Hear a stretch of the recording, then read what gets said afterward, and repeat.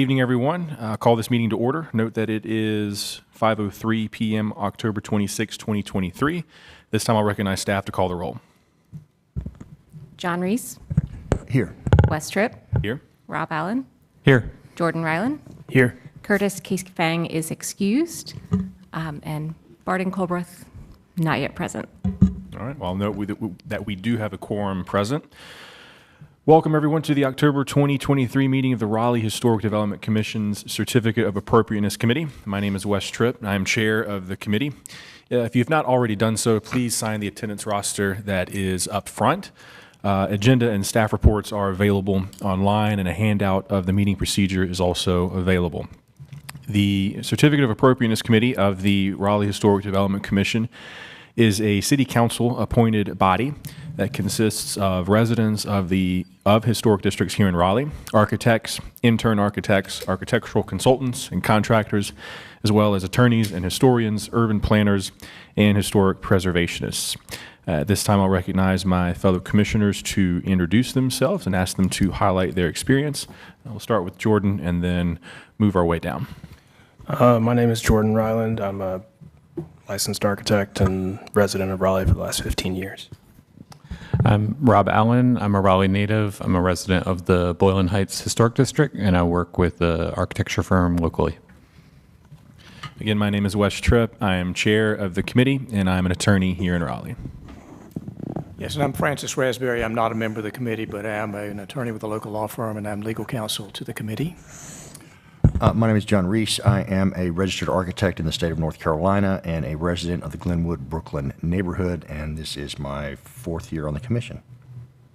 And I'll recognize staff to introduce themselves as well.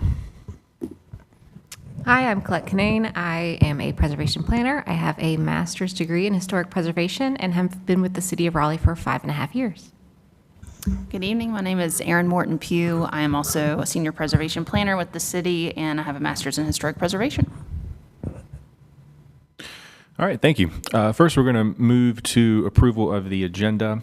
I'm going to make a minor adjustment. First, I'll note that 423 South Blunt Street, this is application COA 119-2023, has been deferred. I'm going to suggest that we move 422 East Jones Street to the first item on the new applications. So we'll start with 516 North Blunt Street. This is an old application being reheard. And then proceed with the new applications, 422 East Jones Street, 120 North Bloodworth, 909 Oberlin, and then 413 Northeast Street.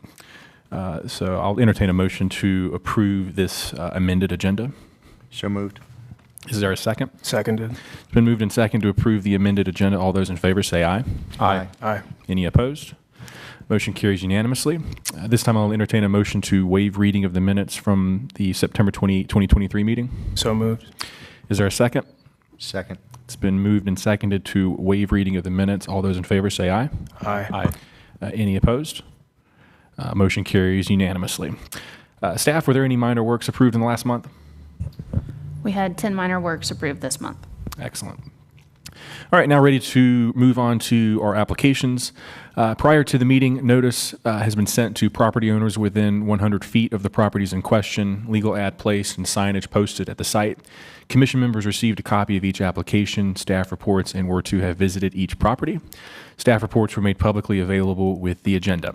State law provides that major work applications must be approved in an evidentiary hearing and that persons have an opportunity to address an application if they desire. Evidentiary hearings are conducted in a quasi-judicial format. During the hearing, the Commission receives evidence to determine that proposed changes are not incongruous with the special character of the district or the historic property. The committee reviews this evidence against guidelines referenced in the city ordinance before issuing a certificate. Each application is heard in the same way as listed in the meeting procedure handout. The quasi-judicial format of the hearing requires that the committee be impartial. The written staff reports are evidence presented just as any other evidence and were made available to the committee, applicants, and public at the same time.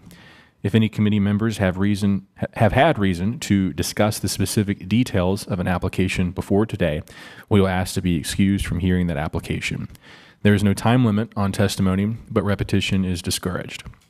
Because of the quasi-judicial format of the hearings, in which the committee hears evidence and then judges whether the proposed changes are not incongruous, we are required by North Carolina law to affirm or swear persons that speak before the committee and offer evidence. All speakers will be affirmed at the beginning of each case. And at this time, I will now ask staff to be sworn or affirmed for their testimony. I'll ask that you please raise your right hand. Do you solemnly swear or affirm the testimony you're about to give on the items on today's agenda is the truth, the whole truth, and nothing but the truth? I do. I do. Thank you. All right, we are ready to proceed with the first case on the agenda. This is an old application, 516 North Blunt Street, COA 51-2023.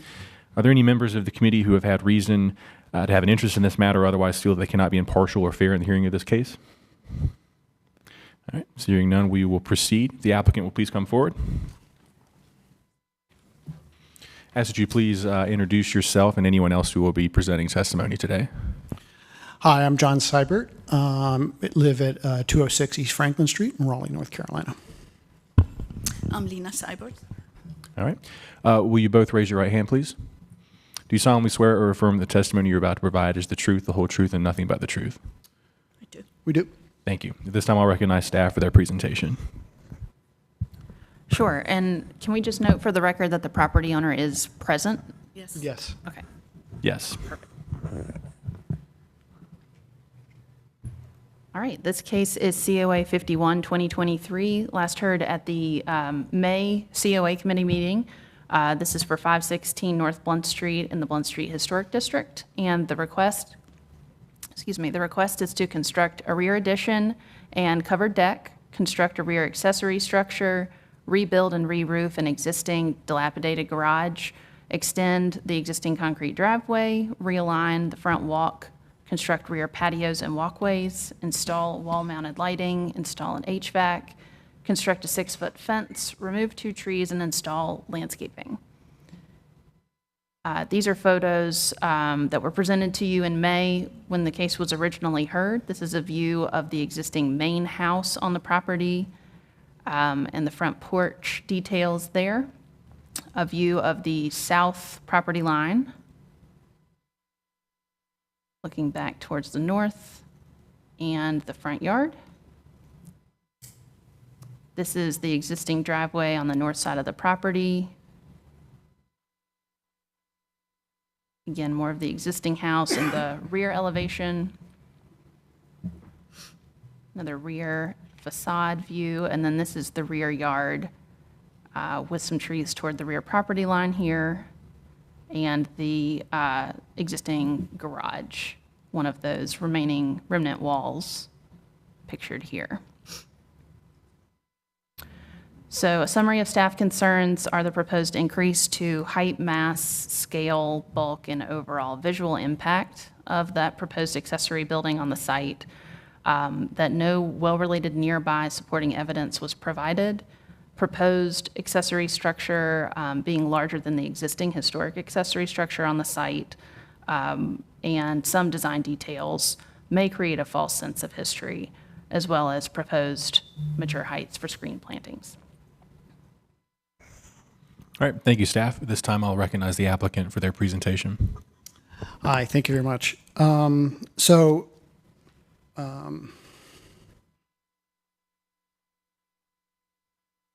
Okay. We don't have a presentation loaded up, but they have the application materials in front of them. Okay, great. Okay, so we've obviously revised the design from our initial presentation. We have on the back house of the house removed the rounded roof and the rounded decking and have squared that up, so it's a simple gable roof. We have removed the extraneous lighting from the front porch area. We've reconfigured the walkway to be a brick paved basket weave. We've revised the windows on the back mudroom per the staff requirements, or comments, I should say. Revised the window specifications. We've revised the garage design so that what we believe was the original roof configuration and ridgeline, so it's consistent with what that was. And then we've also revised the accessory dwelling unit. We actually have reduced the size of the footprint from what was originally presented back in at the original presentation, but we have increased the height of it per comments and feedback from you all at that hearing. And so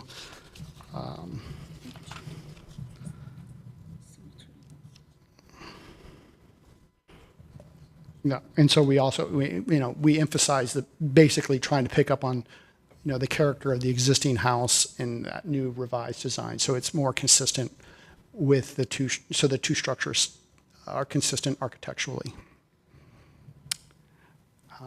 So I think we've addressed the concerns that were brought at the original presentation in this revised design. And we've also are putting a fence across the back of the property and conversations with the neighbors. So we've addressed those issues as well. All right, thank you. Are there any members of the public who wish to speak in support of the application? Anyone who desires to speak in opposition to the case? Anyone with questions or comments on the application? Hearing none, we'll move to questions from the committee.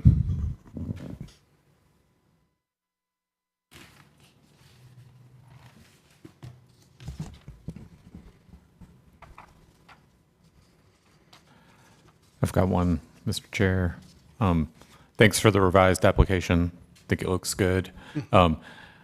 Just so I'm confirming, because the visuals can sometimes be a little bit misleading. On the restored carport, it looks like there's a 12 and 12 roof, which is pretty steep pitch. I just want to make sure I'm following correctly, that does follow the line of the remnant wall that's there. We are working to that remnant. Okay.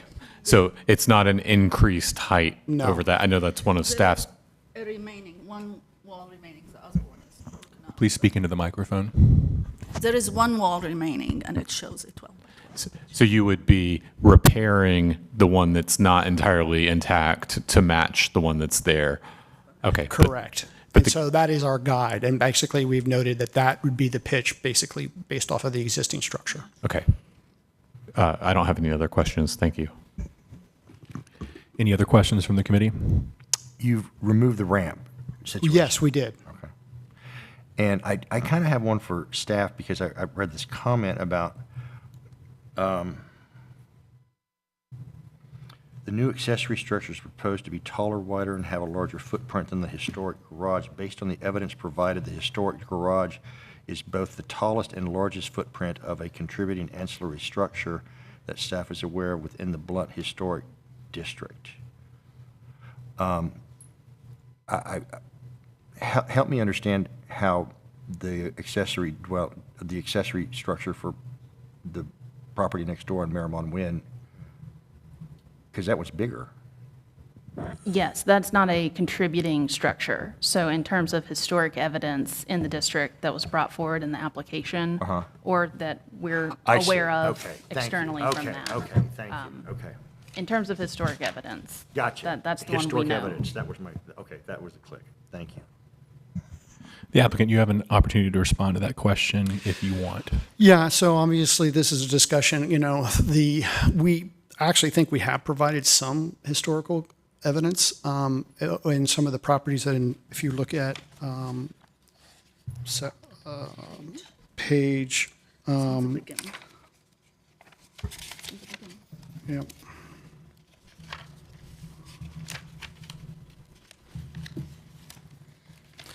Well, if you look at page 4, This is not it. oh, these are the, It's official oh, right. clinic.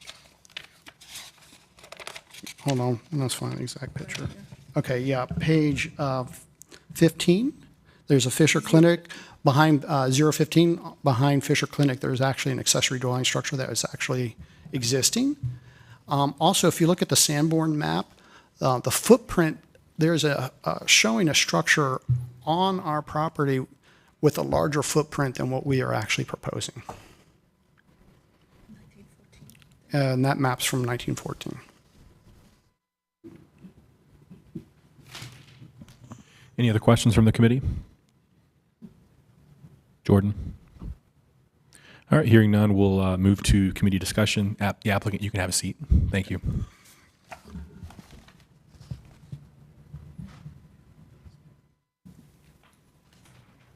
I'll note that the evidentiary hearing is now closed and we are in committee discussion.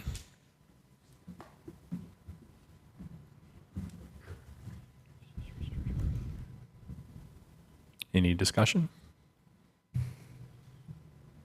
I mean, I feel like the committee should probably address the staff concern that the proposed ADU is taller than the historic structure that, I think it's worth us discussing a little bit. I think due to the depth of the lot and the geometry of it backing up to an alley and the placement of the ADU, I'm okay with that, especially because the pitch of the historic carport's roof, I think, is going to feel very tall from the street. So I think it will mostly screen it, and it's being largely returned to its original form.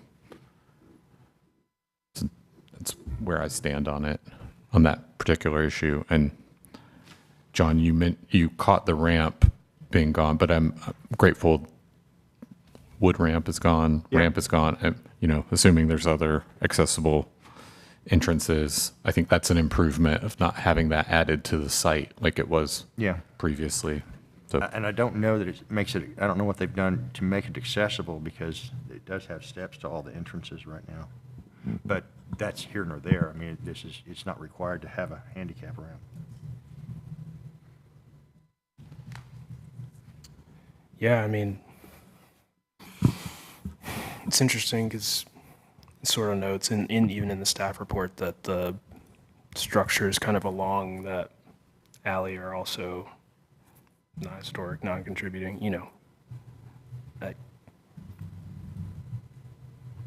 it may seem big from the alley, but certainly not from the primary facade, from the street. So I think with that and the perceived height of the garage, I think I'm okay with it.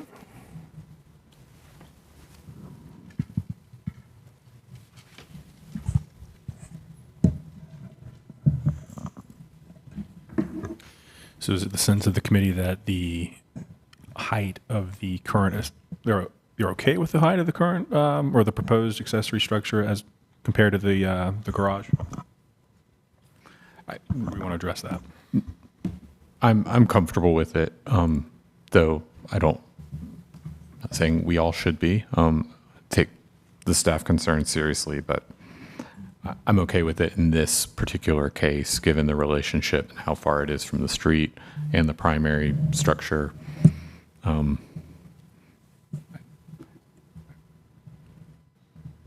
Does not feel incongruous to me personally. It's a little hard to tell, or maybe I'm just not seeing the page, like what the grade does. Is it just flat? I mean, I see the applicant nodding, but if I had a concern, it would be that it's sitting kind of high back there. It looks like it's pretty flat, though. Yeah. I think I'm okay with it. John, what are your thoughts? I'm fine.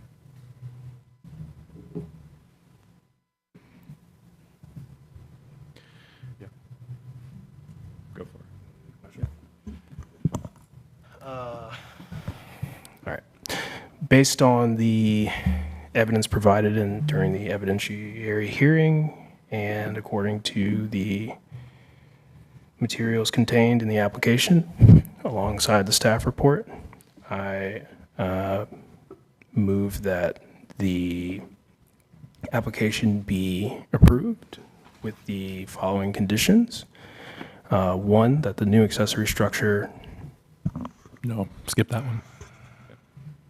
Yeah. That was the sense that. Yeah. Well, I'm trying to think if there is any language about the height of it that we can include.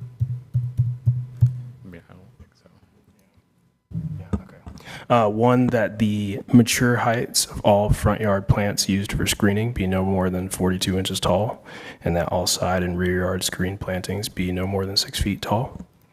2, that the following materials and specifications be submitted to and approved by staff prior to issuance of the blue placard. A, revised drawings to reflect condition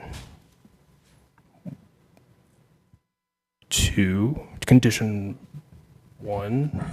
So if you want to eliminate potential condition 1, you can also Yeah. eliminate 3A. 3A, yeah. Just, yeah, 3A and B. That the planting plan with mature heights reflect condition 2. And And actually be condition 1. that the planting plan with mature heights to reflect condition 1 and a garage scaled eave section detail. Condition 3, that the following materials and specifications be submitted to and approved by staff prior to installation or construction. A, a rear gate design if not matching the fence, and B, the membrane roof color. All right, motion's been made to approve the application subject to the stated conditions. Is there a second? Second. Any discussion or debate on the motion? Hearing none, all those in favor of the motion say aye. Aye. Aye. Any opposed? And I'll note that was a 4-0 decision. Commissioner Colbreth did not participate in the deliberation or decision of this application, but will moving forward. All right, thank you so much to the applicant. Staff will send the official notification to the applicant of the adopted decision and your next steps to receive the COA placard after next month's meeting. Thank you very much.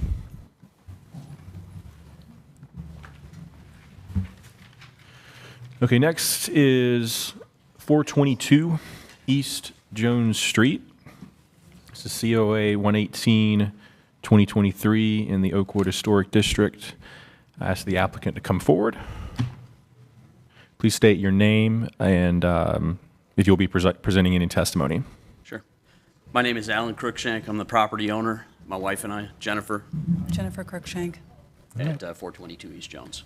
Great, thank you. Just ask you both to raise your right hand. Do you solemnly swear or affirm the testimony you're about to provide is the truth, the whole truth, and nothing but the truth? Yes. Great, thank you. This time I'll recognize staff for their presentation. All right, as you mentioned, this is case COA 118-2023 for 422 East Jones Street. It is located in the Oakwood Historic District. The nature of the request is to install a 6-foot fence and install a patio. You can see here the property is located mid-block on the 400 block of East Jones. This is a view of the house from the street.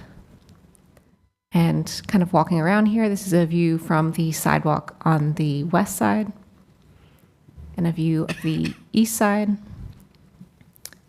Continuing down that side to the other side of the gate, this is a view of into the rear yard.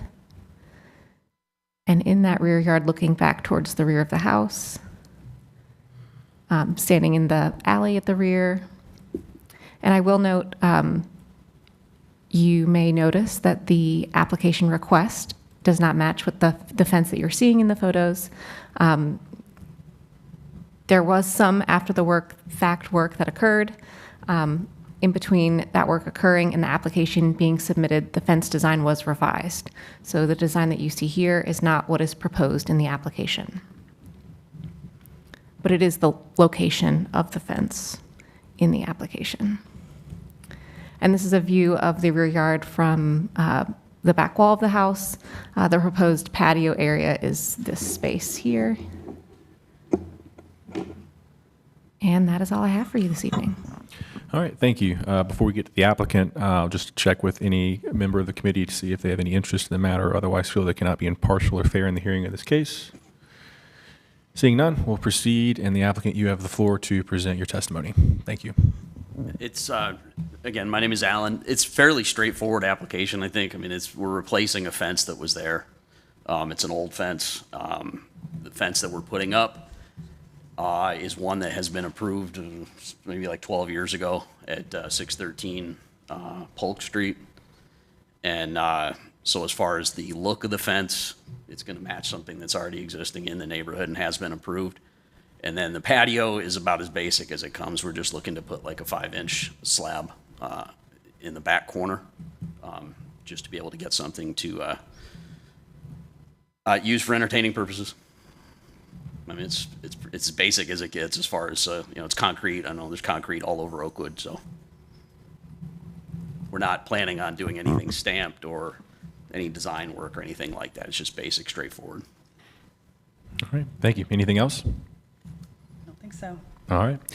Are there any members of the public who wish to speak in support of the application? Anyone who wishes to speak in opposition? Anyone with questions or comments on the application? Seeing none, we'll proceed with questions from the committee.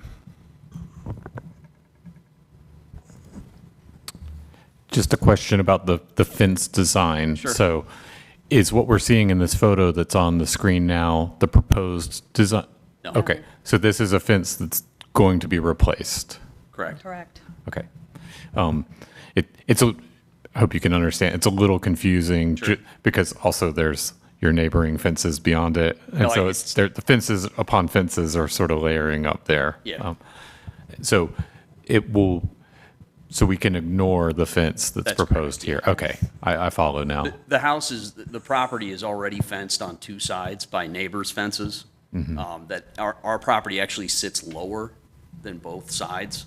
Okay. So we're doing a 6-foot fence because I understand that that's Yep. the most likely to be approved. If we went higher than that, we probably wouldn't.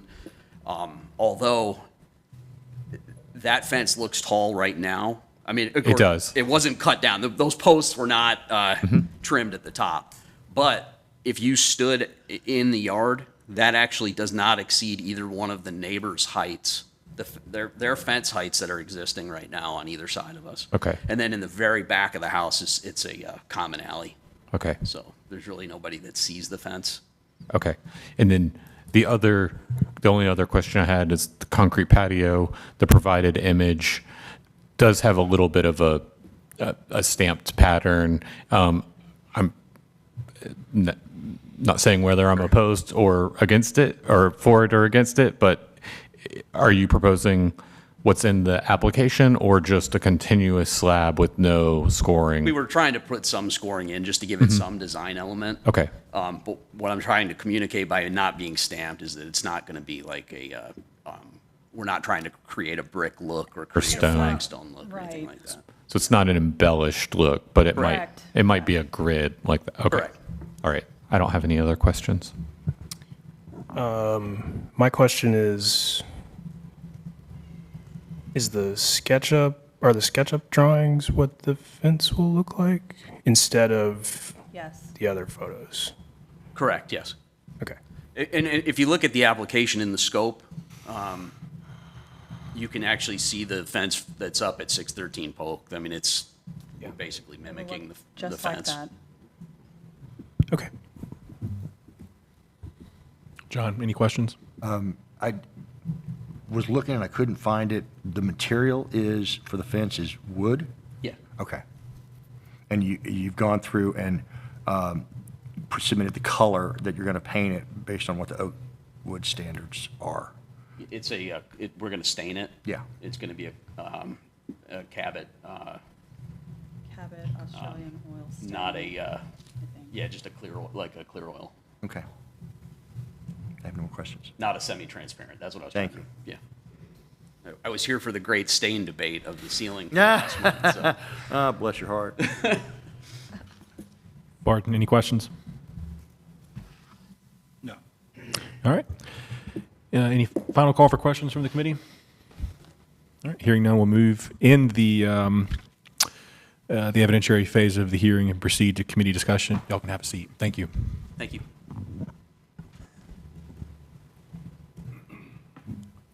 Seems pretty straightforward. Do we agree? I think so. Yeah, I think we're good. Make a motion? I'm happy to do so. Yep. I'm going to follow the wonderful process here that Curtis Casefank sent us. I move that based on the information contained in the application and presented during this public hearing, we approve the application with the following conditions. And those are, back up, excuse me. I'll get there in a second. That any new post holes dug be dug manually, and that tree roots larger than 1-inch caliber that are encountered while digging shall receive a final cut using tools designed for the purpose, such as loppers. All right, motion's been made to approve the application with the stated condition. Is there a second? Second. Any discussion or debate on the motion? Hearing none, the question for the committee's approval of the application subject to the stated conditions. All those in favor say aye. Aye. Any opposed? Motion carries unanimously. Congratulations. The decision will be official after the minutes are approved from next month's meeting, for next month's meeting. And I'll note that staff will send official notification to you all of the adopted decision and your next steps moving forward, and the COA placard after next month's meeting. All right. Thank you very much. Appreciate it very much, guys.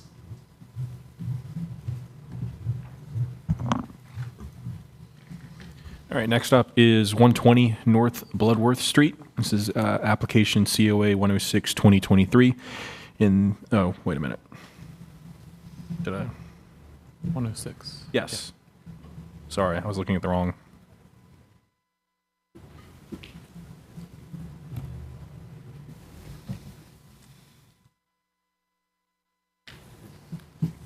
Hold on, my agenda's not updating properly. But yes, ask that you please introduce yourselves. Ashley Morris, architect. Shelby Armentrout. I live here. And is the property owner present? That's me. Great, thank you. Ask you both to raise your right hand. Do you solemnly swear or affirm that the testimony you're about to provide is the truth, the whole truth, and nothing but the truth? Yes, I do. Great, thank you. Are there any members of the committee who have reason to be, have an interest in this matter or otherwise discuss the details of this case before today? All right, seeing none, we'll proceed. And I recognize staff for their presentation. All right, this is case COA 106-2023 for 120 North Blood Street in the Oakwood Historic District. The request is to alter a non-historic front porch, construct a rear addition and enclosed rear porch, construct rear deck, install double front door, alter siding material, alter door and window trim, and replace roofing. This is a view of the current house from the street and the front porch being requested for alteration. And we'll swing around the house. It's a fairly shallow building, as you'll see, and views of the rear lot and the rear facade with the neighboring structures visible on either side, and a view toward that relationship in the rear on both sides, and a final shot here. So, summary of staff concerns: that the front porch configuration and proportion to the overall house. The front porch is located forward of both adjacent neighbors and most well-related nearby properties.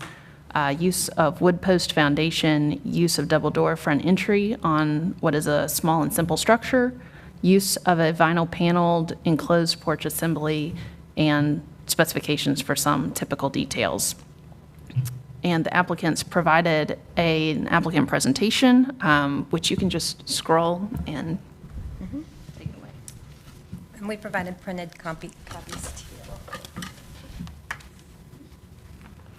you. So we basically we took the staff comments and suggestions. So the front porch depth is now 8 foot deep, which is typical for a historic house. Let's see. We also will put the front porch on masonry piers. The only reason why we were trying to do the post was we were really close to that really big tree. But we will work with Leaf and Limb, who helped us with the tree protection plan, to make sure that when we dig for the footings and the piers that we are not cutting any leader roots. Let's see. And then everything else was good except for we brought some evidence of double entry doors for smaller houses on Bloodworth Street and on Polk Street, very near to the house in question. So we asked for you guys just to look at those and see what you think about us potentially still using the double door entry, just to be able to get some light into the house. Let's see. And then we know that The vinyl screen system is a new technology that really hasn't been approved yet in Oakwood. So we're just presenting it again, but if the committee feels that it is not appropriate for the neighborhood, we will go back to a screen porch, a fully screened porch.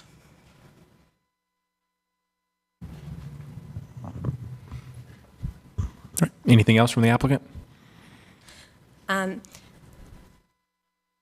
No, I think we're good. Okay, all right. Thank you.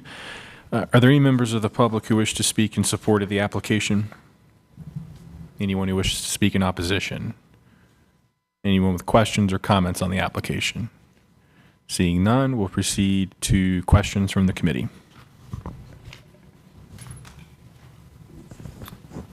Ashley, has the depth, I know one of the staff concerns was the projection of the porch, and we just received this packet of additional information. Is there anything different? I do see the porch is dimensioned to 8 feet Right. off of the existing 'Cause primary structure. We had 12 feet to begin with. Okay. And so we've reduced it 4 feet.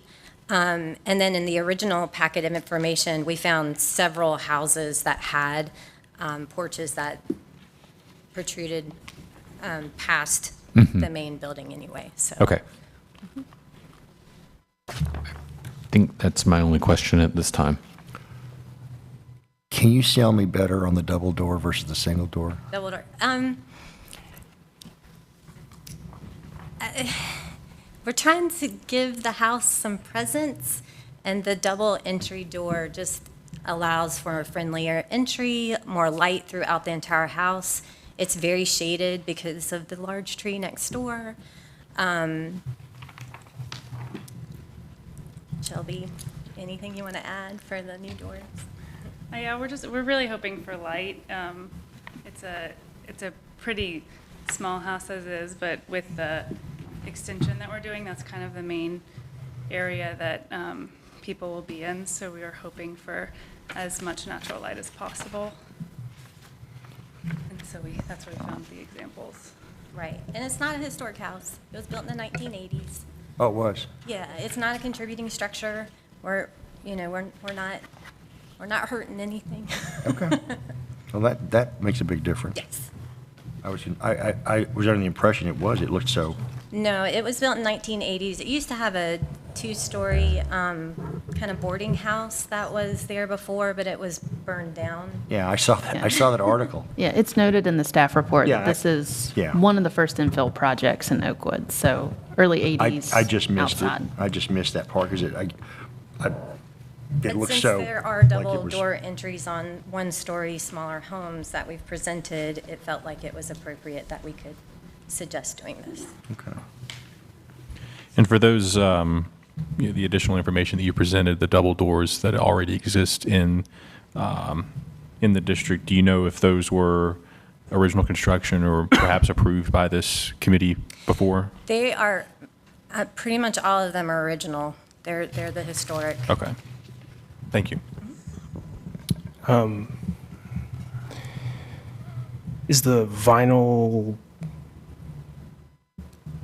I guess it's a siding panel? It's Supposed to mimic a window? They tilt, yeah? All 4 of them kind They of? slide vertically Oh, and stack up. Oh. So that when they're open, it's a big screen, but when they're down, it encloses the porch so that pollen doesn't get in and that they can use it more year-round. I see. There is a porch in Oakwood that does have it on it. Is that what the pictures? That's what the picture is, and, but it wasn't really approved, so I just, What so- page is that on, Jordan? It's I on will the add- last page of the It, application. it was indirectly approved. It is one of those examples where new information was provided at the hearing. The note was different on the drawings, that was not noticed or discussed. So as a result, when the new drawings were approved as part of that application, it also was approved. So there are 4 vinyl panels in front of or behind a screen. So so to me, it seems like it's like what a Carolina room or a Florida room has, where they were more aluminum with glass. These are aluminum with like a vinyl instead of the glass. So the frame is aluminum. The frame is aluminum and the actual glass, I mean, what you would see through is vinyl. Is plexiglass? They say vinyl, not plexiglass. I mean, I try to find a lot of details on this, and there's not a whole lot, but it's an extremely popular system that has been brought to our attention quite a bit. But this is the first time I've tried to. What's the UV issue with it? Because could it yellow over time? It doesn't appear they've got a coating on it that doesn't. Now the system is somewhat new, so I haven't seen it in 10 years. That would be a concern too, but it is attached to the wood frame. So like the post would be just like a screen porch, but then the system gets attached like a screen would. So it is removable. It's not like trying to build a wall and put a window in. It's like an infill pop-in. Correct. Is it, are they on the inside of the screen or the outside of the screen? So the screen, good question. I think they're on the inside of the screen. The screen's on the outside. So that way you can move the 4 vertical slats on the inside and the screen stays in place. Okay. And in the materials here, there are 4 like finish options for the Correct. vinyl. Which one would They you? would just do a clear Okay. and then they would, I assume, the black Okay. Where are these going? on the screen porch, or what we would. Front or back? On the back. Okay. Yeah. So on the rear elevation, looks like extending out a gable, and you have these, so I'm looking to my commissioners, page 28 of the application slideshow. My question is about, looks like in the gable end, it looks like there's some sort of fenestration shown. Is that correct? Is it siding or glass or Oh, on the side? in the pediment? The gable. Oh, in the pediment of the gable. Yeah, that would be siding. Okay. It looks a little bit like it's trimmed out as if it was like a window. Let me, I don't think I included the rear one. Yeah, it's kind of it's almost like you're extending I the think it's structure. noted in the written description that Okay. it'll be siding. Okay, thank you. But is it trimmed like that I mean, in the center? in the center. Like the posts appear to go up Oh, through gotcha. the pediment, and We'll you know, just- we'll would you just be open to it just being sided be straight siding. across? That's Okay. totally fine. Thank you. Okay.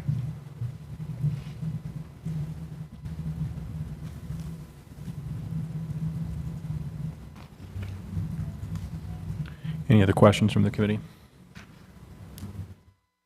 I just want to make sure I got everything I understand. The rail, how does the rail work? The rail is outside and proud of all of this, and the screen is behind the rail, or the rail's behind the screen? So the rail would, so the screen is part of the glass system, or the aluminum vinyl system. So it would actually sit on the rail. So the rail would be proud. And then below, we would have a clear panel that is fixed. And then you would have the rails or the pickets. So it would look pretty much exactly like the photo you provided on page 56 of the Pretty much, application. yes.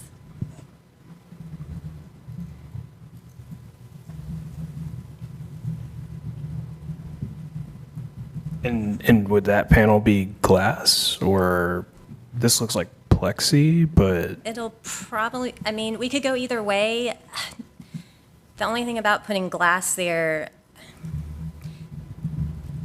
I would probably go more with the plexi just for safety purposes. Yeah, Because you'd we have to the temper it. You'd pickets have to and- temper it if you put in, if it's a Yeah. fixed panel. Would you be agreeable to it being, now I'm looking at the photo at the end of the application. Sure. Would you be agreeable to putting that translucent material on the porch side rather than on the outside of the railings? Yes. Because the elevation, shows the railing a bit more distinctly. Yes, Okay. the railing and the pickets would be on the outside and the Okay. panel would be on the inside. Okay, Correct. thank you. Yeah, when I look at the photograph of this rogue one, that panel at the base is it looks very flimsy and cheap because of I guess it's the same plexiglass material as what's in the smaller panes above. It's just a bigger piece, and because they don't have a rail on this thing, it's very Right, and we would not, out for there. code, would not be able to do that. They have a deck on the other side of theirs. They don't drop off like we do. Does that make sense? Like, they don't have, they have a deck that extends past theirs, so that you walk on the deck around. Oh, not the in this structures. photograph. So then you wouldn't, Not in the photograph not I'm in the looking at. photograph? They do on what, on? I don't know how they got this. I don't know how they got this approved because it doesn't have. That's It not the is. one- That's not the one in Oakwood, sorry. Oh, That's oh. different. Is this the picture you're looking at? Yeah. Yeah, no, that one's not in Oakwood, I'm sorry. Oh. That's just another client that has the same structure. I was trying to give you more images. Oh. than Okay. the- All right. Well, I still don't understand how they got that by without it. Now theirs is structural glass at the bottom for theirs. Really? It is. Okay. Good. I don't have any other questions. Any other questions from the committee? Final call. All right, we'll close the evidentiary hearing of the application and proceed to committee discussion. You can have a seat. Thank you.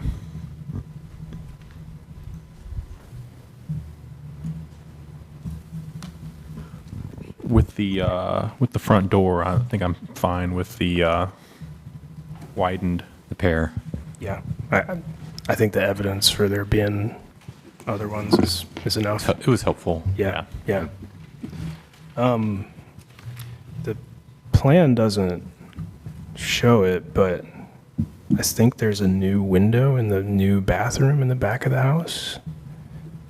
Do you want to bring the applicant back up and Yeah, as soon as you told him to sit down, you can come back up? That'd be appreciated. We'll reopen the evidentiary portion of the hearing for additional questions. So yeah, that same, page 28, that shows the rear elevation. It looks like there's like a shower window. It could just be that the plan is, cut below the height of that window, but is it there? There is a window in that bathroom. We went back and forth on whether we wanted to keep it or not, but we are keeping it. It's existing. The one that's in the elevation is shown as existing. No. The one on the back of the house for the main bathroom? Yeah, Yes, that's new. that's, Part of new construction. it is, yes. It's just not shown on the plans. Yeah, so, sorry, we've been going back and forth on whether we're going to keep it or not, but we Okay. are going to keep it, and I will update that. Okay. And give it to staff, I- yes. No, I'm just asking. No, I get it. Okay, okay. I have one more question for the applicant. Go ahead. That's okay, Mr. Chair. Ashley, on the proposed front doors, my question is about the height. A lot of the precedents you showed have very prominent vertical, nature to them. A lot of them are pretty skinny pairs of doors, and so their height is accentuated. So my question is, do you know what the porch ceiling height is? So our ceilings in the house are 8 feet.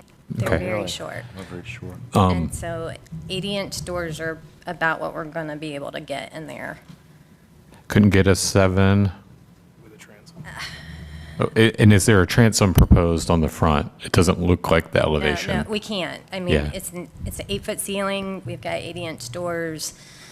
I mean, you'd add 12, you'd be at 92, There's not a whole, I mean, we could potentially go to 7 foot, but the header would be pretty much right there. But we could try. Okay.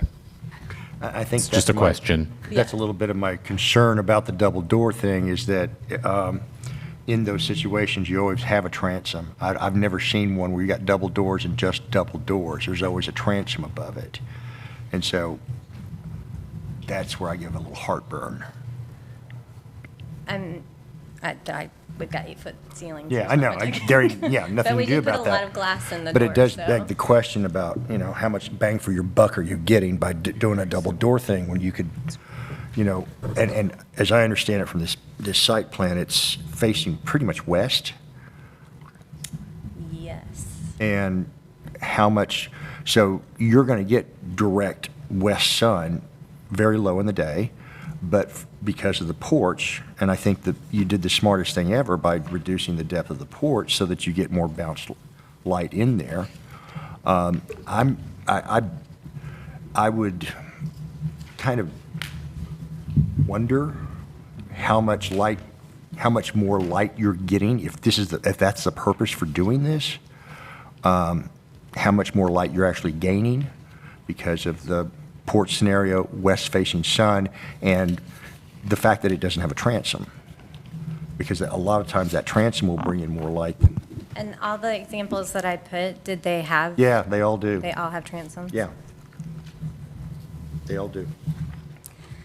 They also started with a It's lot taller ceiling heights. It's kind of a given thing, because that's what makes the entrance grand.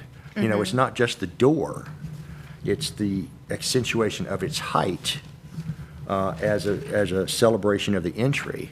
And I'm not quite, and I got to tell you, I kind of look at these like service doors versus being entry doors because of the lack of a transom. You know what I'm saying? I mean, I don't mean it that's not derogatory.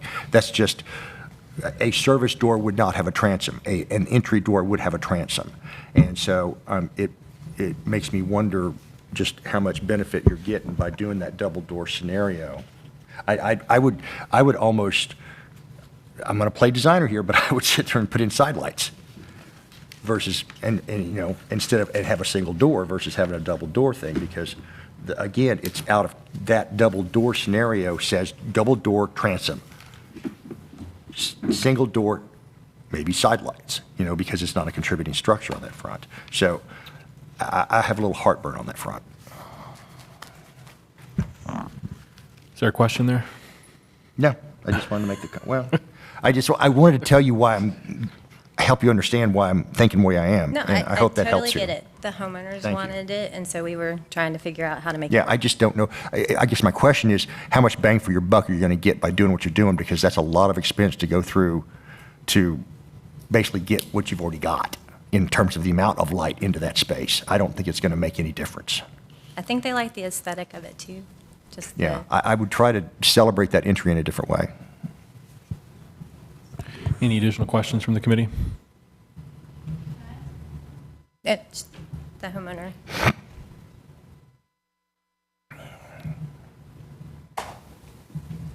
Process question, but It's not going to get more light when we wanted to switch. Do we have to come back? no. So if they wanted to switch. Speak up to the microphone, please. I'm sorry. If they wanted to switch to the front door with side lights, do they need to come back to the hearing, or is that something that we can work with staff on? Staff, I'm do you want to with staff, answer? but I don't have any say in this. Or Raz? I think, Mr. Chairman, if the application were generally going to be approved, and if in open session the applicants indicated that they are amenable to a slight alteration in the design to address concerns raised in conversation in the discussion, it's perfectly okay to just add as a consented to condition, if that's the way the committee is inclined. Sounds good. All right. Thank you for that. Thank you for that input. Any additional questions from the committee? Yeah, I already asked about the vertical, the vinyl 4-track. It like ties the porch to. It's a whole system, right? It's a system that fits between the posts. Yes. I see. Okay. One more question. How does the door on that work? Door is similar material. Is there a screen door and a door? Is there two doors, or is it a screen door that has that system on it? It has that system on it. So it's not a screen door. It's a door with a. Oh, so it doesn't have any screen. I'd have to. It looks like it has the vinyl on the Yeah. final page of the application, not to lead the witness on it, but that's what I see, John.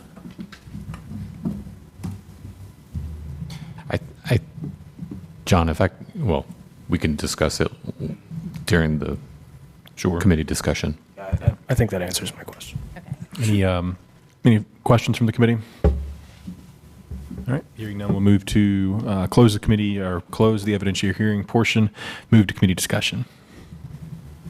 So the way I see the porch, the rear porch material, is that you basically create all the framing rhythm for the larger openings, and then you retrofit. It's almost like a retrofit, Right. kit that you. Yeah, it reminds me of those sliding screens where you want to just have it go away, and then it rolls across, and there's a small, it's like an infill frame. And Side. I'm imagining it like the dimensional size of like storm window system almost. Yeah, no, but with just a larger quantity of lights. And I guess our what we need to decide is that acceptable? Is it not incongruous? It's just odd. I know vinyl up here is like a. Well, I'm imagining it's like an event tent enclosure. It's rigid enough that you can see through it, but it seems untested and unguaranteed whether it yellows or becomes wavy over time. Right. I guess I don't even doubt the ability of the system to function or stand up over time. It's really more of like a materiality. Well, it definitely thing. doesn't offer any insulative value. It's a screened-in porch anyway, so. And our task is to determine whether, it's congruous or not. Vinyl window, it's an aluminum frame vinyl window. Is that congruous? Yeah, Well, I think that's a good question. I don't know if we need to get into whether it's going to be working in 10 years or its function. I have two issues. One, and just points to think about, is that it's behind the screen, which is less visible than what you see in the photographs that she's provided, because there's no screen in front of this to kind of diffuse that grid. Two, these are removable, meaning that they're not fixed in such a way, as we heard in evidence, these are not, this is almost like a curtain, which is what I would call it, a decorative curtain, because it is not permanently installed in a way that it has to be there forever and modifies the structure when they're taken out. They are pop-ins. So I treat this as, I look at this scenario as, I wouldn't do it because I don't see the value of it, because it's not going to do that much to keep that room comfortable. In fact, I think that as sun goes through it, it's going to heat it up if you have them closed off. So, and I think we, design more for cool than we do for heat these days. In addition, I think they'd be very expensive, and I can't imagine them being solid enough to last 50 years. But because they are so portable and almost, like I said, curtain-like, they could very, very much easily come in here and they could put curtains inside of this screen porch that does exactly what this does. And it would be the same situation. It's inside the screen porch. I don't see, it's not that I would not approve this if I considered it to be permanent. I don't. What if the options were to otherwise screen it? Because that was an offer from the applicant.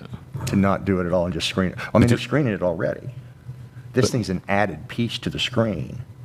So and I guess it's like, it begs the question, because it's such a new thing, we haven't seen before, and because it looks architectural, I don't think it really is, it looks architectural, we have to consider it as something like that. But I got to tell you, I keep thinking about it as like, well, I wouldn't judge them on their curtains.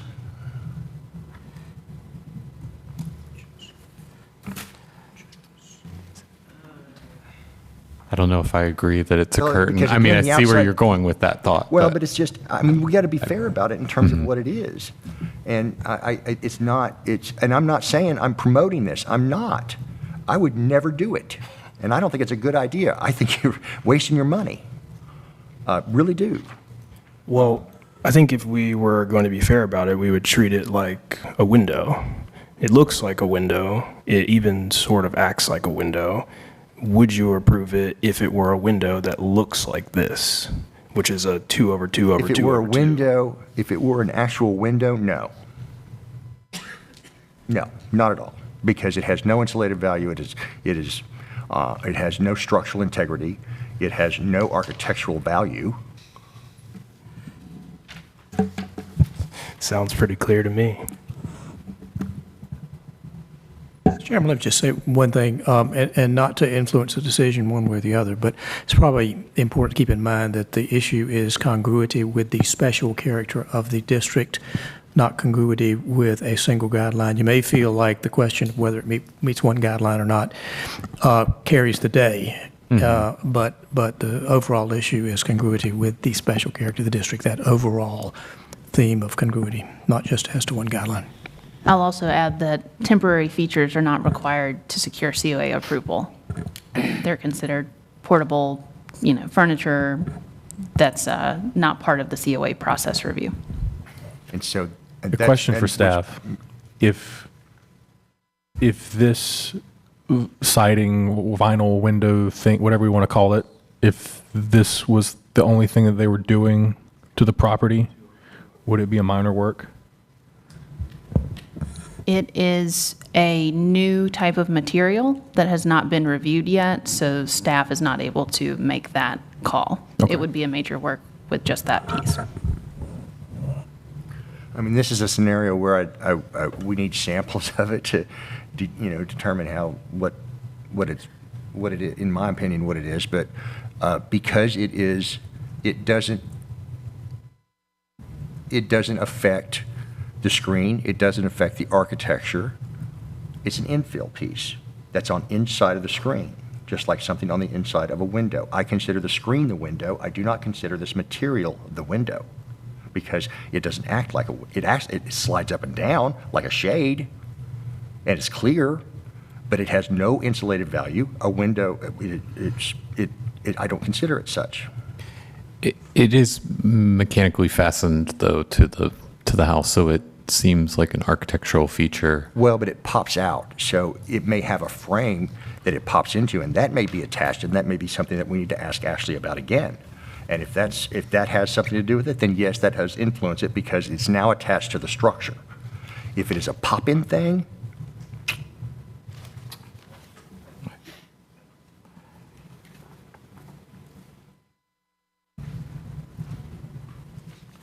Okay.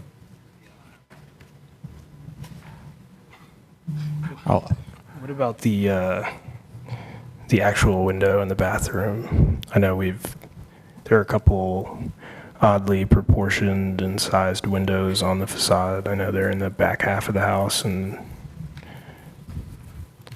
I guess that's significant. There's 2 on the left elevation and 1 on the rear elevation that are, 2 on the left elevation, I would say, are similar proportion to windows they already have, but They're more vertical in nature, is what you're saying. yeah. And then the one on the rear elevation is nearly square. I mean,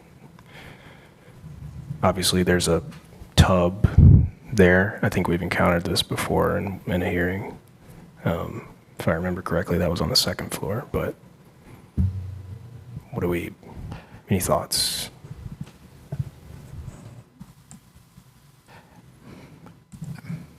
I appreciate that the head's aligned. That's more important to me. And it's on the rear elevation of a non-contributing structure. So I would give it a little bit more leeway. I'm glad you said that because I want to draw your eye to the vinyl things in question and the head heights of those and how they don't carry your eye across the facade in the way that... Which I think would be okay if it was screened in, just screened. Yeah, if it was just screened.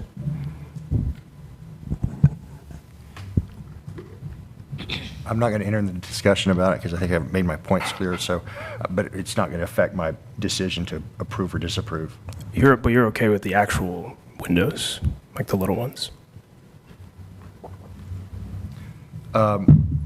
2 in the kitchen, 1 in the bathroom, I think. I actually heartily support the smaller windows in the back because they're the same proportion as the rest. I've never cared for windows that are not on a vertical proportion in historic neighborhoods because they don't exist. But we as a committee have always, especially on lesser facade areas around the house, we've approved very horizontal slits. So again, I don't have a discussion here.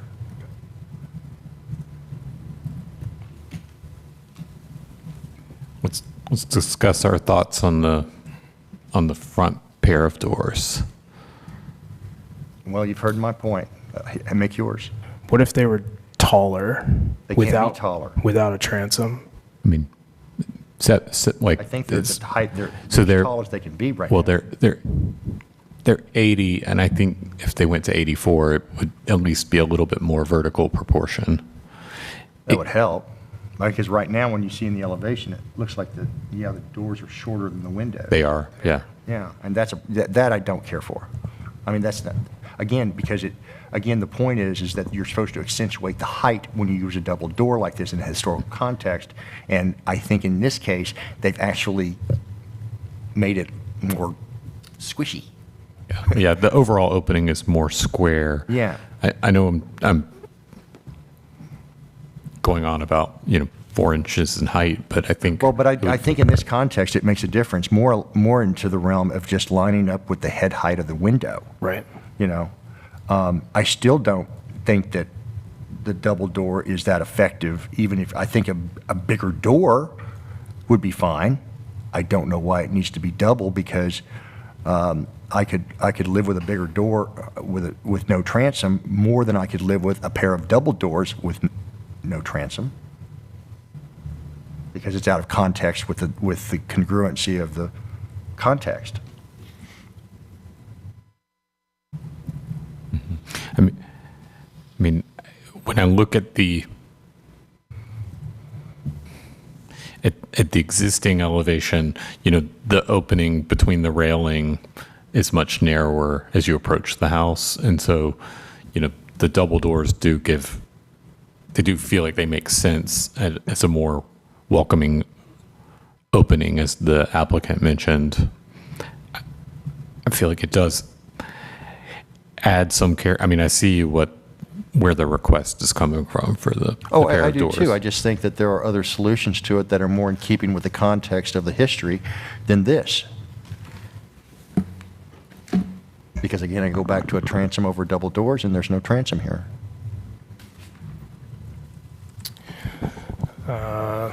I'm personally fine with the double doors if they align the header. I mean, I think if they align the head heights with the windows, we'll be good. Again, I'll be good. Again, I'm not going to affect my decision, so points taken. Yeah, I'm fine with the double doors. I mean, they've presented evidence that those exist in the district. Now, granted, the evidence they've presented include transoms, but Yeah. the double doors themselves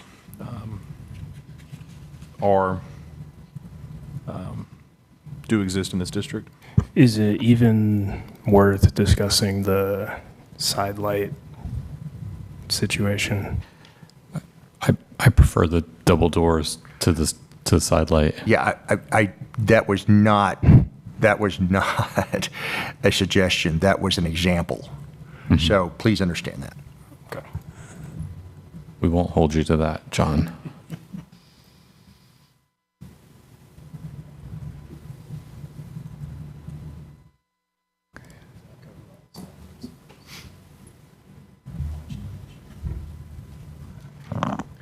Let me just get an informal poll on the vinyl back porch. No. Do you vote to approve as presented?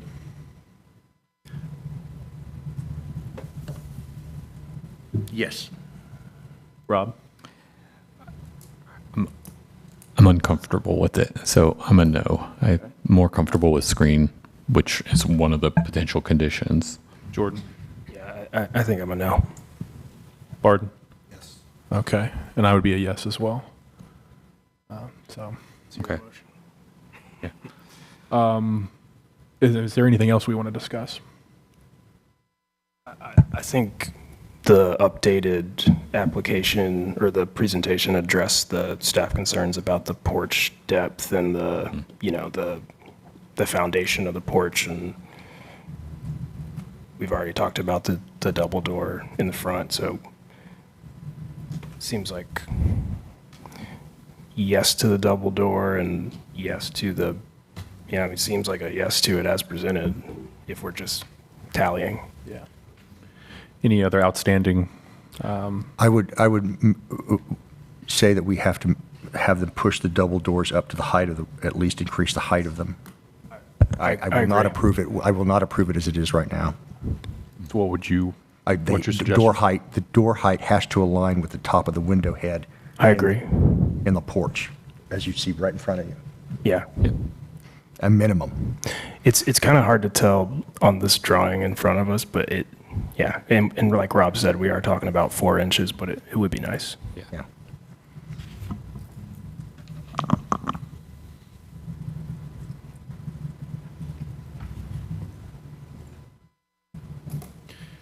John, do you want to make that motion with the, I'll let Rob Revised. do it. He isn't into one. with the revised Your door? turn. Well, I'm not going to make the motion. You Can't want make the that. motion because he's not going to vote, he's not going to vote in favor of it, And vote in favor of raising the door height? No, of the, of the entire, of the motion as presented. I'm sorry. I'm a Confused. Help me understand where you're at on this then, Rob. yes on everything but that we've discussed other than the vinyl windows. Well, I don't care about that either. I'm probably, So Wes took an informal poll because he's trying to see where the motion would go, whether to include the vinyl screen porch windows or. and again, I'm the deciding vote on that one again? Well, we don't, not necessarily. Well, if I understand in the straw poll, I would be. Yes. I don't want to be. Then I'm going to vote nay to it because I don't, if there's a scenario where where you all don't see it as curtains and you see it as architecture, and it is in here in the application as architecture, then I will vote on it as architecture, and that means no. So, I did agree with your eloquent disposition earlier on it being very, seeing it as temporary, seeing it as. yeah, it is. But it is in this application as architecture, and they understand it as architecture, and I respect that. And I don't want to be a naysayer and say you're wrong, because it was presented as architecture. And right now, the system isn't so proven that we can discuss it otherwise. There's nothing here to kind of really tell us about it. So I don't want to assume something that isn't there without knowing more about it. And I think that if the application would have been more successful had they done more research on this stuff, so that we wouldn't have a discussion about whether it's architecture or not. So I'm going to go with them on that and deny it. Could I do you ask a believe- procedural question Of who? of you, the Okay, chair or sure. Raz? Could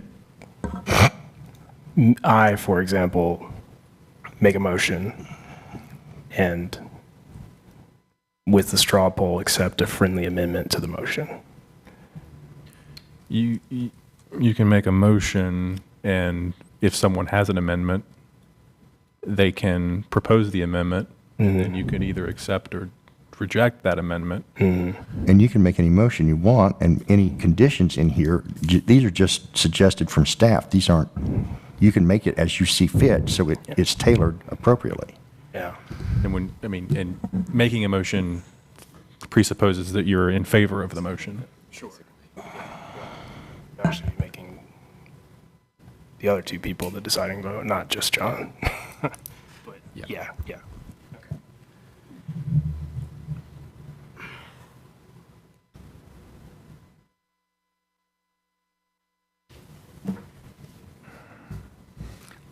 I'm happy to make a motion with the modifications that we've talked about. Okay. Let's hear it.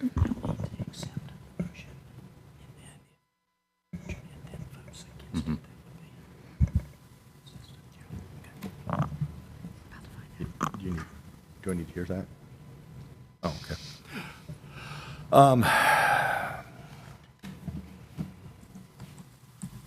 I move that based on the information contained in this application and presented during this public hearing, we approve the application with the following conditions. And that with the following conditions, 2 seconds. That the front porch depth be reduced to no more than 8 feet. That the front porch foundation piers be constructed of painted masonry to match the existing house. That the rear porch openings be enclosed with full height mesh screening or solid lap-sided knee walls, period. That the existing front door opening width or double door opening width be approved with the condition that its height aligns with the top of the existing windows on that same elevation. That the new doors have a smooth painted finish. That the following materials and specifications be submitted to and approved by staff prior to the issuance of the blue placard. Revised drawings to reflect conditions 1 through 4.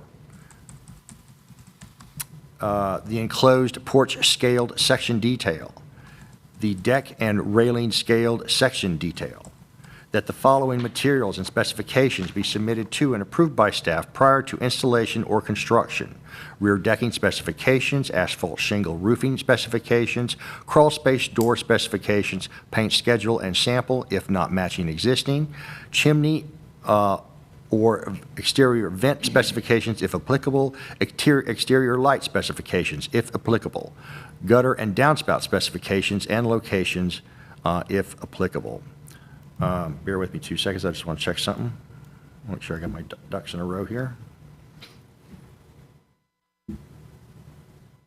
And that the manufacturer specifications that the following be provided to accepted by staff prior to the issuance of the blue placard. I think I said this, but I just want to reiterate: manufacturer specifications and sections for the doors and windows, and a tree protection plan, if there is any, or need for any, including drawings showing regulated trees whose drip line is within the subject to construction areas and material storage. All right, Commissioner Reese has made a motion to approve the application subject to the stated conditions. Is there a second? Second. Any discussion or debate on the motion? Hearing none. The applicant has provided amended materials that makes some of the included conditions redundant, and we can eliminate those. Okay, go right ahead. You want to go ahead and put that on the record? Or is that something we can clean up in the? The motion should reflect your decision, so I think we should eliminate those here. Yeah. Just for simplicity's sake, if nothing else. The porch depth has already been reduced to 8 feet, and the front piers are painted masonry, so we can eliminate potential condition 1 and 2. Okay. John, do you accept those? Absolutely. And 6, or I guess what exists as 7A now. but- 6 we need to keep because And don't we need to show that, if about the door situation? Yes, so 1 and 2 deleted, porch openings retained, I think the door. Yeah, whatever conditions are tied to the revised drawings should reflect the new condition number, essentially. John, do you accept those? Yes. All right. And do you still second that, Jordan? Second. All right. Any discussion or debate on the motion? Hearing none, the question for the committee's approval of the application subject to the stated conditions. All those in favor say aye. Aye. Aye. Any opposed? Motion carries unanimously.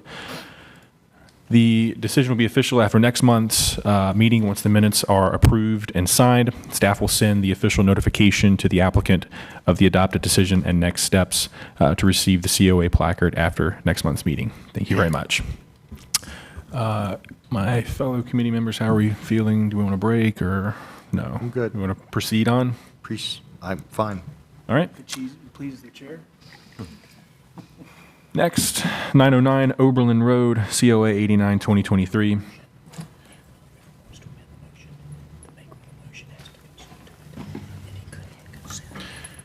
I'll ask the applicant and anyone else who will be presenting evidence to please introduce yourselves.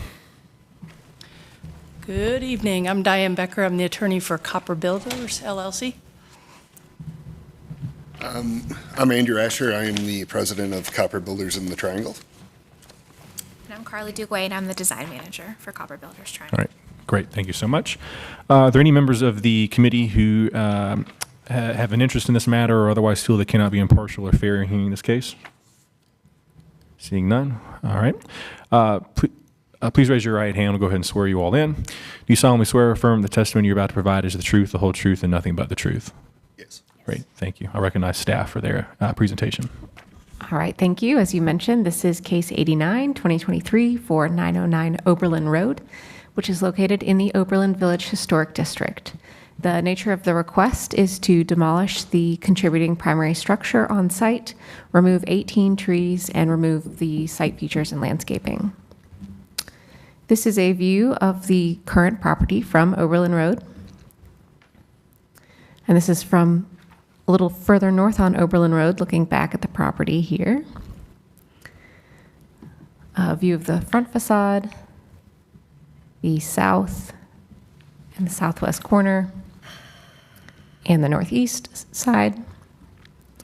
And the summary of staff concerns in general, the demolition guidelines, which cite discussing with you, looking for alternatives, building documentation, and a tree assessment of the health of the trees to be removed. All right. This time I'll recognize the applicant for their presentation. I have something for you guys. We had a structural engineer go out there, and this is a letter saying the structure is deficient and is not habitable, which I know was a staff concern that there wasn't any evidence.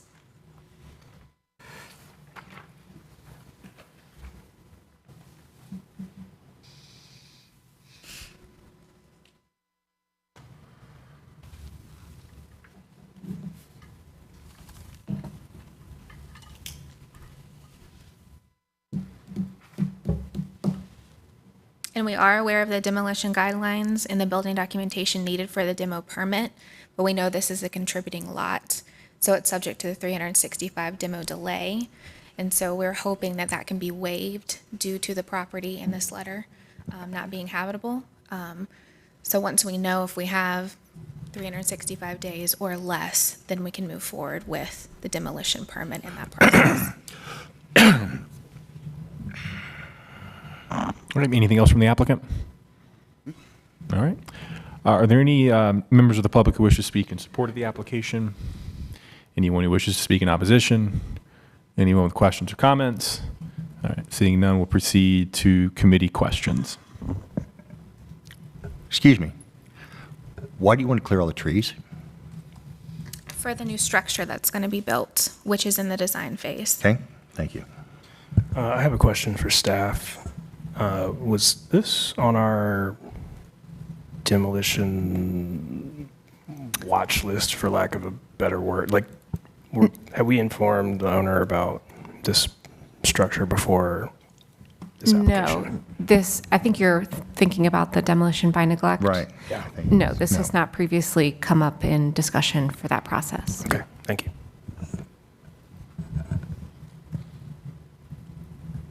I have no questions. What's the timeline for the new design? It's in process right now. We were waiting to see if the 365 demo delay will be waived or it'll be subject to that. Yeah, but it's in process. And the staff concerns and fellow commissioner concerns about the trees. Any consideration there? So we don't have the health of the trees. We do have a tree survey and a tree protection plan in there.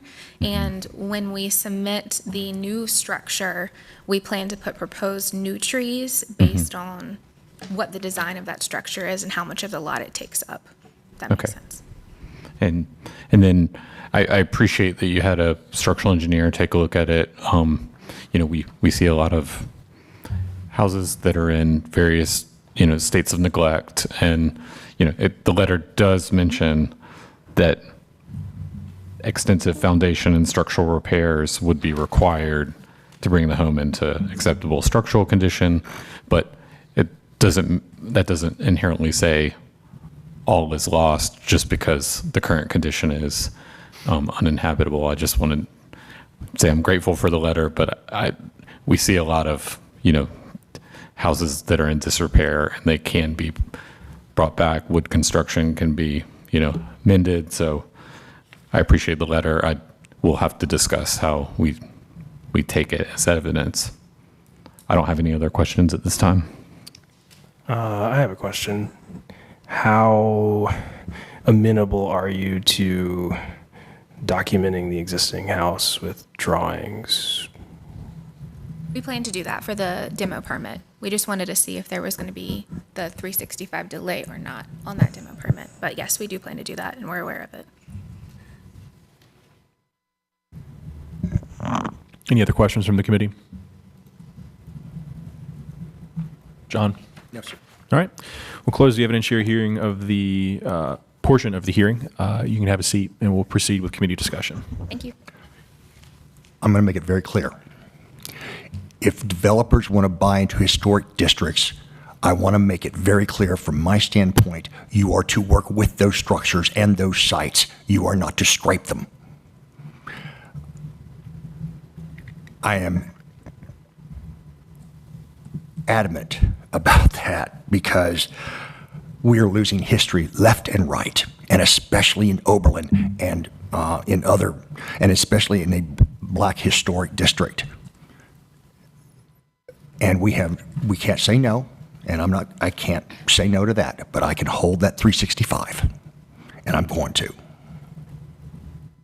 The very fact that we're going to allow I want to at least give the trees another year and take off whatever smog we can from that area rather than scraping it like a suburban lot. I see it in my neighborhood. I see it especially in these African-American neighborhoods that are historical because they're easy targets. No. Is that a motion? That's my comments. Any other discussion from the committee?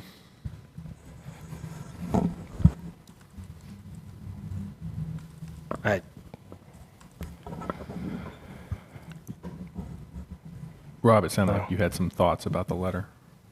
Well, just the letter is appreciated, but I think a house could be rehabilitated and repaired. Well, even if the house isn't rehabilitated, the land and the trees are historic to me as much as the property. The it's a small piece, yes. And granted, it may be just rot to death. I would much rather them at least try. Yeah, I mean, one of the proposed suggested conditions is the second one is about, having a RHDC appointed liaison to help consider alternatives. I think that could be considered for both tree protection and, Agreed. salvage material, or it's 500 square foot house. It could be relocated.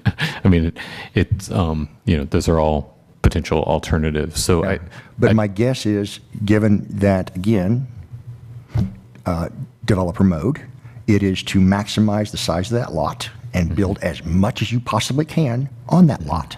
Well, I think that's where the 365 day Absolutely. delay kind of comes in, right? Like during that time, creative solutions could reveal themselves. I don't want to make it easy to tear this place apart.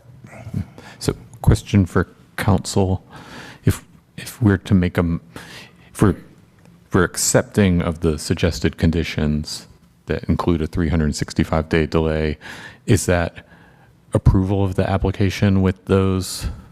Okay, so that's different from just denying it. Doesn't? We can't deny it. Okay. We have to, they have every right to tear this place apart.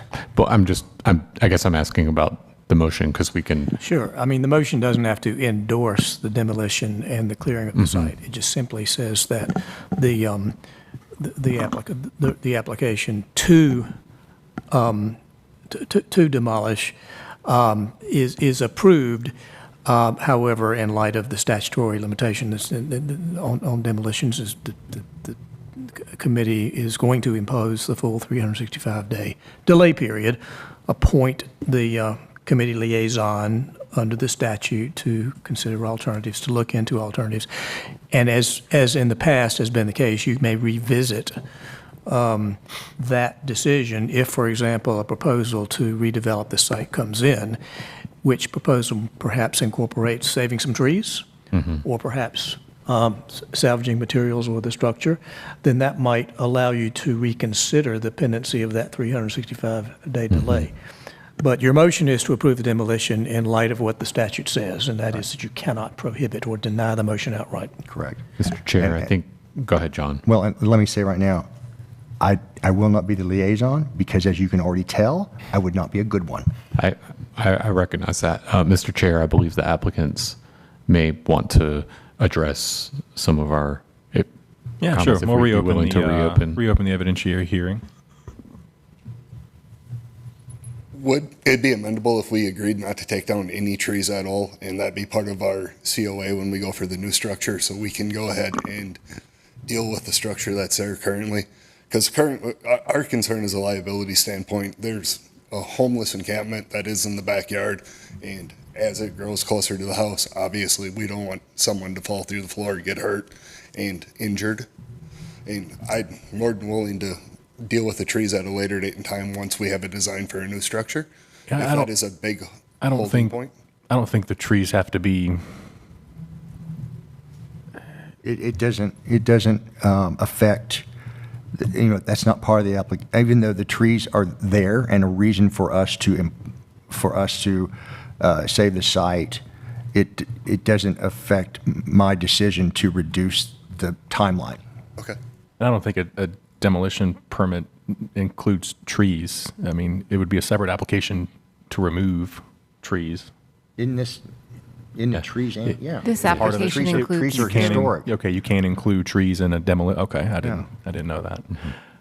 That has been the interpretation because the state statute relates to structures and site elements. Okay. And there's been an interpretation that trees in the historic district do, if they're going to be removed, that counts as a demolition. Yeah, I don't. As John was saying, I don't think adding or taking away isn't going to change the result. It's going to be the same. So, I appreciate you offering that, but it's not going to change anything. I don't believe so. So, thank you. Rob, would you want to serve as the liaison? Sure. Yeah. I think you'll be a good one. I do. Thanks, John. Yeah. Appreciate your trust. I'll go ahead and make a motion based on the evidence presented, the testimony presented by the applicant and staff report, that the application be approved subject to the following conditions: that a 365-day demolition delay be imposed, that Rob Allen be appointed the RHDC volunteer to serve as liaison to the property owner to assist the owner in reviewing all alternatives to demolition and/or salvage opportunities during the 365-day delay, and that the following be provided to and accepted by staff prior to demolition: full documentation of the building with photographs and scaled, accurately dimensioned drawings. Motion's been made. Is there a second? Second. All those any discussion or debate on the motion? Hearing none, the question before the committee is approval of the application subject to the stated conditions. All those in favor say aye. Aye. Aye. Any opposed? Motion carries unanimously. Decision will be official after next month's meeting when the minutes are approved and signed. Staff will send official notification of the applicant of the adopted decision and next steps to receive the COA placard after next month's meeting. Thank you. All right, last but not least, 413 Northeast Street, COA 117-2023. Ask the applicant and anyone else who will be presenting testimony to come forward. Are there any members of the committee who have an interest in the matter or otherwise feel that they cannot be impartial or fair in the hearing of this case?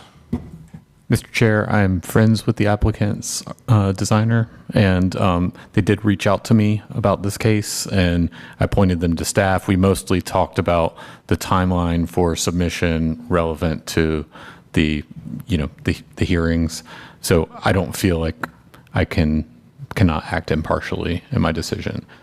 We didn't weigh in on, the project itself, but more the timeline. Raz, is that acceptable? I think so. The statute would make impermissible a substantial association or relationship. I don't think just being friends and having a conversation about procedure gets into that area.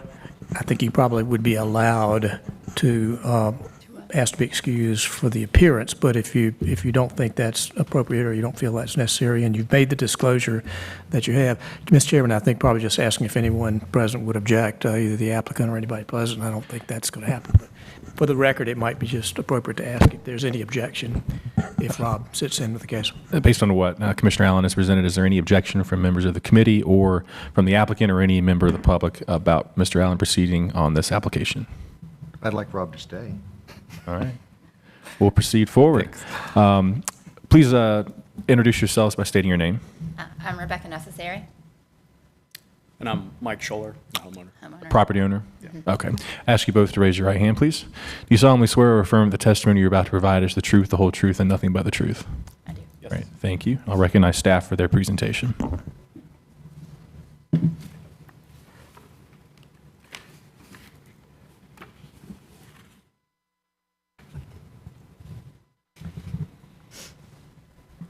Here we go. All right, this is case COA 117-2023 for 413 Northeast Street in the Oakwood Historic District. The request is to remove a rear enclosed porch, remove rear patio, construct rear addition and deck, convert existing rear corner room into a screened porch, construct rear walkway and plantings, and replace existing house windows. This is a view of 413 from Northeast Street. It's on a bit of a hill, and views down the side toward that rear potential porch modification, rear yard and existing shed, and overall rear yards, rear property line, and neighboring structure, and a view of the rear facade. Primary staff concerns are a scaled eave section detail was not provided and some typical specifications were not provided. All right, thank you. At this time, I'll recognize the applicant for their presentation. The applicant did not provide a presentation, but is here to answer You're questions. welcome to say anything you'd like. You have the floor. I think everything hopefully is in the application. We tried to do a thorough job of indicating our hopes and goals are to replace the previous owners came in and ripped out the old original windows and replaced it with vinyl windows. So one of the big things for us is to get those restored back to an all wood 2/2 historically appropriate window. I have not provided the final specifications for those yet because there are a couple of different components we need to look at, assuming if we get approval tonight, based on the way the vinyl windows were put in, whether we're going to need an insert or a full, the entire frame to be replaced. So that will depend on if we do a Marvin or a Lincoln. No matter what, we're going to be doing an all-wood 2/2, and I think I indicated in the application that based on the other houses on the street, the 2/2 seems the most appropriate. It seems to be, we don't have any photos indicating what was there originally, unfortunately, but the 2/2 is what some of the neighbors on either side have gone with when they have updated the windows. The addition that is going in the back is going to be a flat roof so that it tucks under the existing slate roof that is there, which based on what we can tell is the original roof of the house. And so we're really trying to preserve that, not touch it, not mess with it. So we're tucking in underneath the eave and the overhang of those existing volumes to kind of scale back. We're tucking in on the sides. Again, trying to kind of meet the design guidelines so that it's clear that the addition is secondary to the original historic structures. Anything else that I'm missing? We're doing a little bit of front porch repair work. There's some rotted wood, a little bit of things that we need to replace, but it's all going to be back with in-kind materials exactly as original. Just need to replace some rotted materials there. All right, thank you. Is there any members of the public who wish to speak in support of the application? Anyone who wants just to speak in opposition? Anyone with questions or comments? Seeing none, we'll proceed with committee questions. Very nice application, actually. Thank you very much. My mood has changed immensely. Thank you. Tell me more about the doors that are going out to the screen porch. Are they sliders? It's a slider, yes. Okay. It's the middle portion slide. So it's actually two fixed panels and then one operable. Okay. And just by chance, would you be amenable to those being 3 separate windows versus being a big glass wall? Or 2 windows and a door versus? Like a swing door instead of a slider. The only reason I say that is just that it's much more in keeping with the historical nature of the structure, but it's just a question. Yeah. I think it does I have no impact. It's a judgment. small porch. It's a small kitchen. So I think I would, just thinking from a design standpoint about flow. where the swing Okay. would occur, I think Okay. we would consider something. We might end up kind of pushing it so at least it would open onto a wall potentially if we did that. But I think the slider for us is about maximizing kind of usable space. The COA process also doesn't regulate the function of windows and doors. So if there's No, I'm just looking at it from a standpoint of it being ganged together, the way the windows openings like that versus being individual openings, which is what you would see in a more historical structure. That's the only thing. Okay. It's going, I'd do what you did. Okay. If I were you. Okay. If I had control over it and I could get away with it. I'm just trying to point it out so that it's in evidence here of the hearing so that we understand if it were under a different context and under a different, a lesser designer, I might have a little more issue with it, but I don't. Thank you. I just have to make the point. Any additional questions from the committee? Rebecca, so just making sure we're all on the same page. The application mentioned, some portions of the house that were added early in the house's history, and there's some interior walls that have exterior material that suggest maybe they were a porch at one time. You're proposing to convert part of the interior space to a screen porch. So it's going from conditioned to unconditioned. Is there evidence that proposed screened porch area was one of those porch areas at one time, or is it believed that that was part of the original conditioned space? I think it's, well, whether it was a porch or conditioned space is what is unclear. I think that everything in the back of the house appears to have been a porch at some point based on the way all of the floors slope and the various door thresholds that we found. And then again, the evidence of the exterior siding on what is now interior walls. But it is unclear, and we don't have, the original Sanborn map doesn't indicate that any of it was not, that it was unconditioned space. So it is unclear whether or not it was ever exactly what the original function was of those spaces. Okay. And in the application, and I'm looking at page 7, the one that has a little bit of history and the couple of Sanborn map snips, can you help us with there's a top and a bottom Sanborn map? So the top is the original, which was, I believe, the 1914 Sanborn map, if I remember correctly from memory here. And then the next one was the 1909. It's the 1909 and then the 1914. Okay. And the original one, the footprint was a little different. So it's unclear, but based on the roof structure, it appears that, you know, the majority of the house was original, that it's always been there, much like the footprint from the 1914 Sanborn map. It's not changed since then. Okay. Thank you. I don't have any other questions. Jordan, any questions? Barden? I do have one more question. Just looking at is that a is the screen porch transom area, is that just one long horizontal screen above the whole thing, or do you have that subdivided up?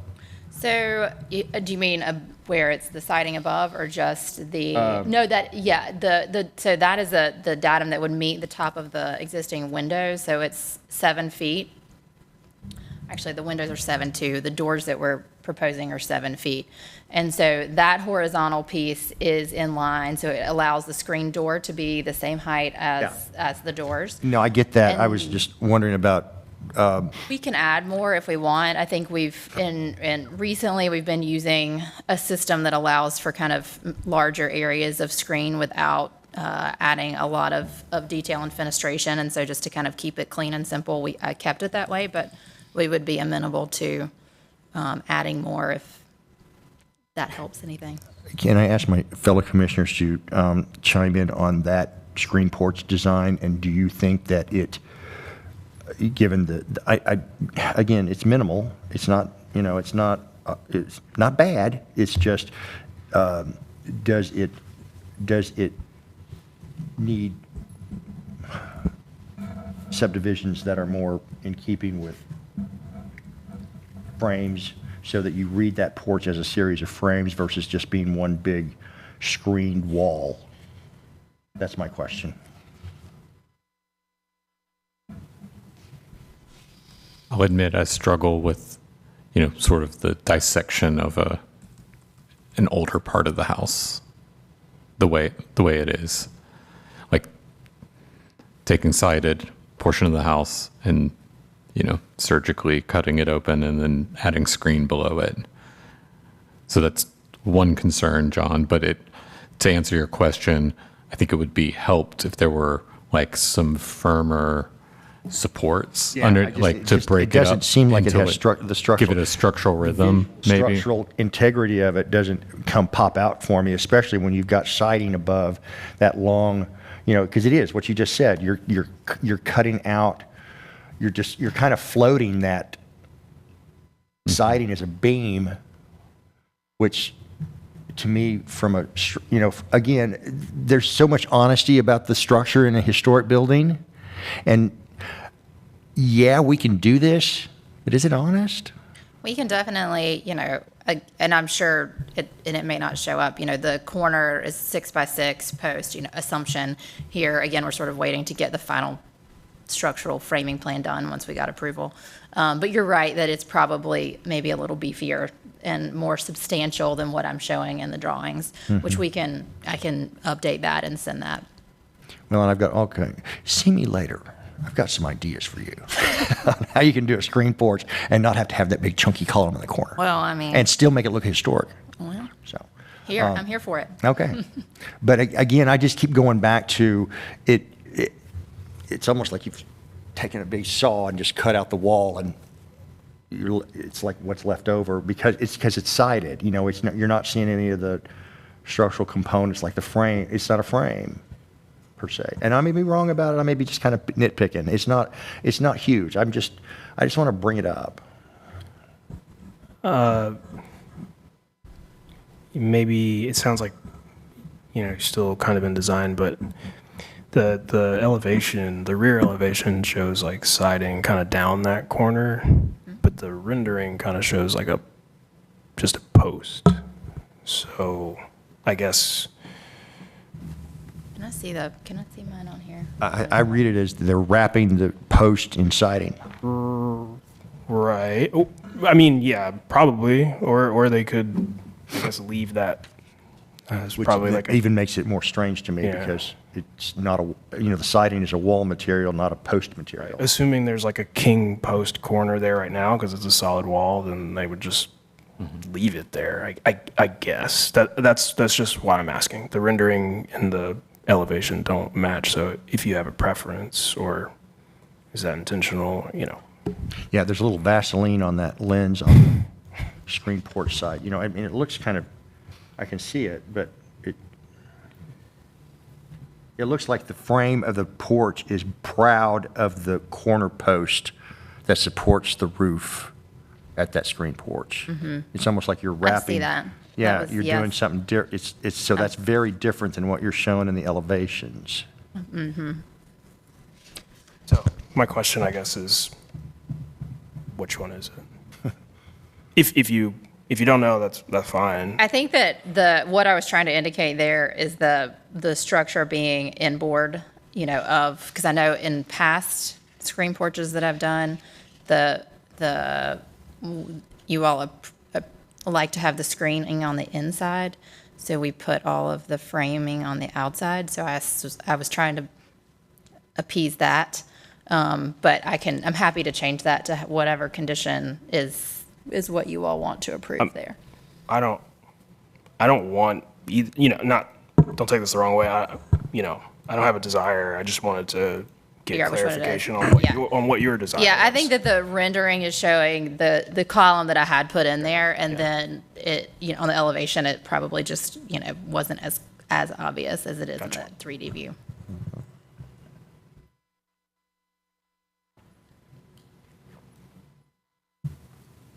But you would be amenable to modifying the structure of that screen porch so that it has more of a frame, Yes. a modulated frame structure to it versus just being big opening. And we could even match, as far as if you all wanted us to add, the rails underneath to match the front porch. Well, I don't know if that's necessary because it's, it's not required by code and it's just going to cost you more for no reason. Right. I just think that, but the idea of if that were a window frame, much like you had a series of windows in there, you'd have a wainscot height line, even though it might be at rail height, you don't have the rails, or not. Yep. But it all depends on just giving it a more modulated vertical proportion, which is relative to the window openings in the existing structure. Absolutely. If that makes sense. I like a horizontal ledge. It serves a purpose. Yeah. Put things on it. Oh, yeah. Set your drinks there. Yep. Yeah. Any additional questions from the committee?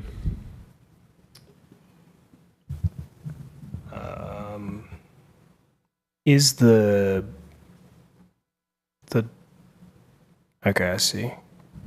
The second door in the screened-in porch, I guess the one that opens to the south into the bath linen area, does it have a lower head height because the floor is lower, or is it just a smaller door? Or is it just not trimmed the same way that the other doors are? Is it just missing the trim? It might just be missing the trim. I would blame Revit for that. It should all be the same. So the window height, the header height of the windows is 7 feet, 2.5 inches. So we're doing 7-foot doors, which obviously are a little short, but the hope is that generally speaking, it's all going to be the same header height. And so if that is appearing to be different, it would be just that somehow the trim disappeared. The header height, the door heights won't match, but the trim heights will. Is that a fair interpretation? So instead of like I see that. a Yeah. 4-inch piece of trim. Yeah, I think you're talking that about is 6.5 being inch. thrown off because the trim is definitely missing on that door. I see that now. Okay. It would have the same trim.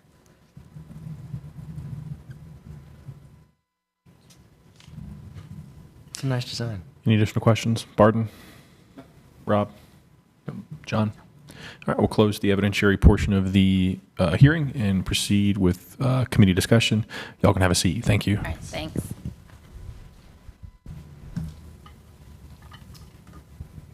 I have no issues. I would like to kind of just, I'll throw it out to you guys. I have no, I can do it either way.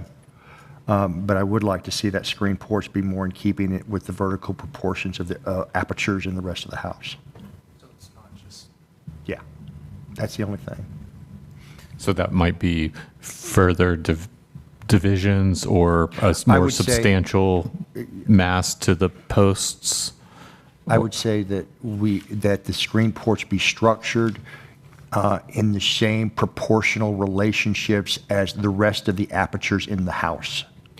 I agree. I'm wondering if that could be covered with a. Is there a succinct enough condition? Like, will they have to come back before us with a new I design? don't know that we'd need to. I mean, that could be approved. I think if staff gets what I just said, then staff can kind of see what that means. Well, that is my question. I'm looking at Colette. What do you think? We will work with the applicant on anything you put into a condition. So if you have specifics, just get them in there. If it's long-winded, as long as we understand, it's okay. No, I mean, Did you understand what I said? Why don't you restate it Okay. for everyone? That the that the screen porch design be the structure for it be proportioned appropriately to match the existing apertures on the existing house. Okay, now do that again in a motion. No, I'm just kidding. I'm happy to set the motion up. Oh. We could carry, Raz wrote it down really great. we could carry that forward for Yeah, you. same proportion relationships as apertures in the rest of the residence. He wrote the word house. Okay, I can do this. Is there anything else? If you guys are ready, I'm ready. Staff had very minimal concerns. I think they're covered. I thought it was a wonderful application, and it was very sensitive to the existing. So knock yourself out. It's great. I move that based on the information contained in the application and presented during the public hearing, we approve the application with the following conditions. That, bear with me. Is this it? Yes. The following materials and specifications be submitted to and approved by staff prior to the issuance of the blue placard. A scale addition eave section detail. B, manufacturer's window specifications, including scaled section details. 2, that the following materials and specifications be submitted to and approved by staff prior to the installation or construction. Manufacturer's door specifications, including scale section details. Skylight specifications, including material section details and curb dimensions. C, membrane roof color. Number 3, that the... Two more subs. Oh, excuse me. Oh, and I'm sorry, I need to add a D and an E to that, number 2, that the concrete paver specifications as well as exterior lighting specifications, if any, I didn't mean to rip that out of your head. I said number 3, that the screen porch design have the same proportional relationships as apertures in the rest of the residence. Thank you. Motion's been made to approve the application subject to the stated conditions. Is there a second? Second. Any discussion or debate on the motion? Staff has discussion. Okay. I would just suggest adding to either issuance of the placard or the installation and construction condition, a revised drawing to reflect condition 3. If you feel it's Agreed. critical to have that in place before they move forward securing other permits, I would place it under the placard condition. I would suggest that be a staff approval and that it not have to come back to us. So if that's what you want, then yes. You can just accept the Just amendment. accept the amendment. Oh, accept the amendment. Yeah. Yeah. I can Yeah. do that too. I can accept the amendment. I'm done. I'm good. Perfect. Thank you. Awesome. I believe, Jordan, you seconded, or was it Barton? Do you accept that? Okay. Motion's been made and seconded with the friendly amendment. Any discussion or debate on the motion? Hearing none, the question before the committee is approval of the application subject to the stated conditions. All those in favor say aye. Aye. Aye. Any opposed? Motion carries unanimously. The decision will be final at next month's meeting when the minutes are approved and signed. Staff will send official notification to you all of the adopted decision and your next steps, as well as the COA placard after next month's meeting. Thank you very much. Congratulations. If you want to see the details, contact me. I'll show you some Screenport stuff. All right, those are all the applications on today's agenda. Is there any committee discussion? I have a couple of questions. I wanted to make it clear because I have several neighbors in my neighborhood, and I think because this is a public meeting and I told them to specifically watch this so that they could get the answers they're looking for because they're asking me. We have approved a previous application for demolition for actually 4 lots, but 3 houses on Brooklyn Street. I don't know when we did it, maybe about a year ago. It's getting ready to come up. What I wanted to get clarification on for my neighbors is right now those lots are now being sold again, individually, not as a group. So it begs the question, does the demolition, because they have been given a 365-day, moratorium on doing the demolition, but they have the current owner has the demolition permit. If those lots sell, if one of those lots sell, if all the lots sell, does the demolition permit that is currently in place go with the owner or go with the land? Runs with the land, I think. Yes, land. It Goes runs with with the the land. land, and the demolition delay is still in effect, even if it transfers ownership. And once that delay expires. On its current date. A new owner or current owner could apply, essentially if the COA that was initially issued is expired, they can reapply as a minor work If it's to not renew that expired, application. if it's not expired, they say, I'm now the owner of this place, and according to what you all have approved at RHDC, we can tear these houses down tomorrow because I've got till then to do it. If all other conditions have been met. Okay. I want to make that clear, neighbors. Second, we have an existing house in our neighborhood, which is a non-contributing structure, and it is currently being sold. The question is for that house, does the 365-day or the demolition requirements for that property are they relative to approval through this committee the same way it would be if it was a contributing structure? Yes. Thank you. And do we have any more information on a residence for 803 Glenwood on its demolition by neglect? A residence? Yes. 803 Glenwood. Yeah. Do we have information on a residence? No. Is there an update? Because all I understand right now is that the demolition by neglect letter has been sent, but that's all I know. That's correct. Well, no, there's the updated, Tanya Tully here, I know you can't see me. The updated information is in the staff report at the October 17th agenda for RHDC. Yes, it is. I did read that. Yeah, that is all whatever information is there is all the information that I we did have. read that, thank you. And then there was one more, was there another question? is the case for 624 Devereaux, 614?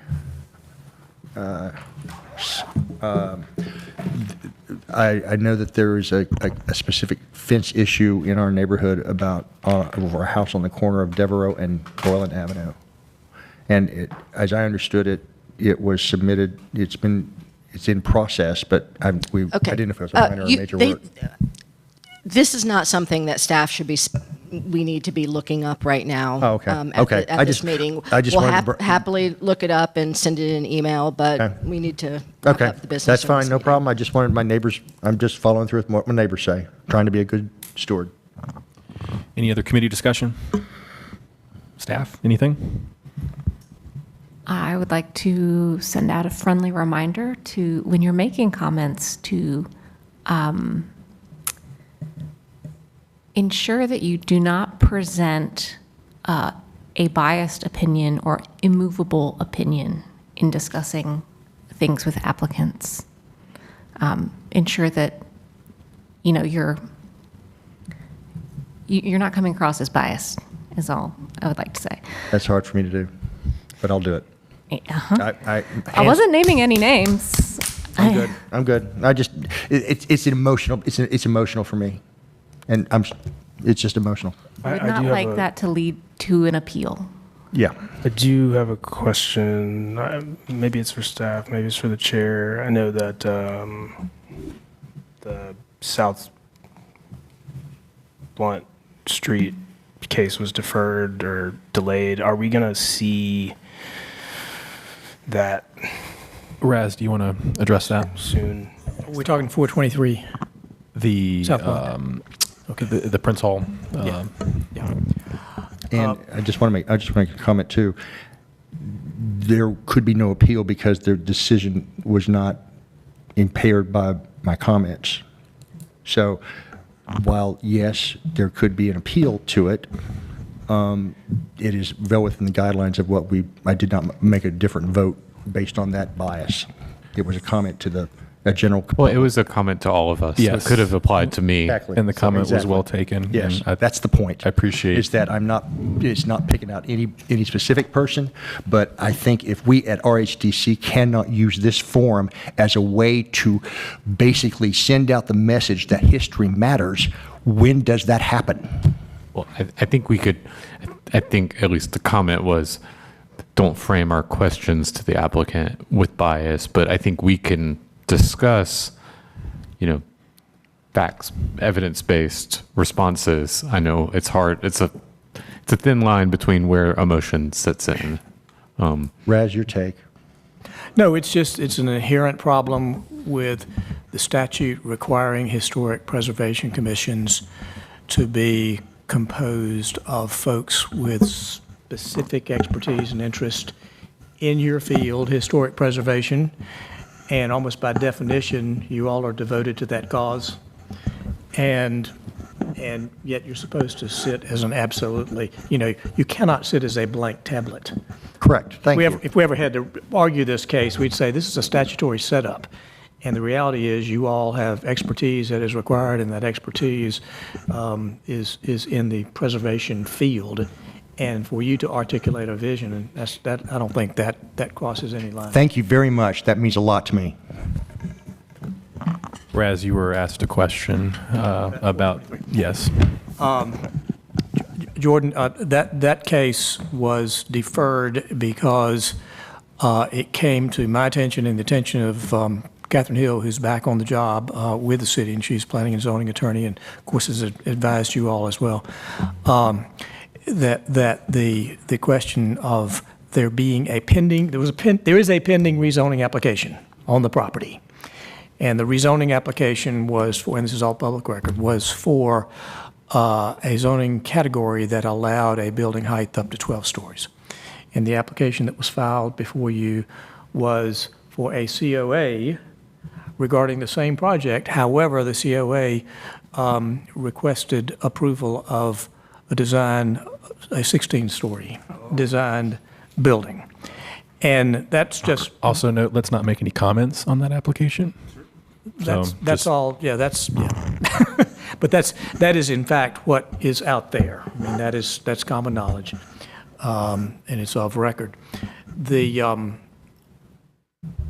The background, the procedural background of this raised a number of questions in my mind, and also Catherine Hill's questions, and some of it related to the conversation at the council meeting on the rezoning proposal. And of course, you all were involved in discussing this in your capacity as commission members, and you all are charged with making a recommendation. And that was another issue that staff and I discussed, that you've had conversations about the very same issues, exactly, whatever the result was. You have plenty of prior knowledge, and did that rise to the level of ex parte conversation that somehow, if not disqualified you to sit and fairly hear the COA case? So there was a lot of things we discussed, and it was felt that the smart play, particularly since there was plenty of business before this case, there were five difficult cases out of it, that the staff would take the position that it should be deferred. And the plan director and the assistant city manager made that decision as well. Everyone was in agreement, and I communicated that to the attorney for the applicant, and they weren't happy. But the case is going to be is scheduled for the December. There is no November COA committee session, right? It's set for the December hearing, correct? Okay. That'll come from city attorney, I suppose. All right. Okay. And the applicant. Well, it may not be set for time certain at this point, but it is deferred. And that rezoning question that's the biggie. The relationship between the pending zoning, and the submission of a COA. There's no ordinance saying you can't do it that way, and in fact, the council sort of looked to that as perhaps a procedural option that the developer had, and it was okay with them. But clearly, the fact that the COA application was different than the rezoning, that raises additional questions that need to be resolved, and all of that led to the deferral. Do we know where the rezoning is in its process?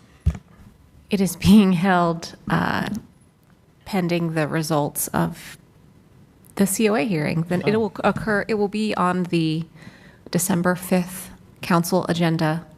But at that time, I expect that if it has not been heard by the COA committee, it will be deferred again.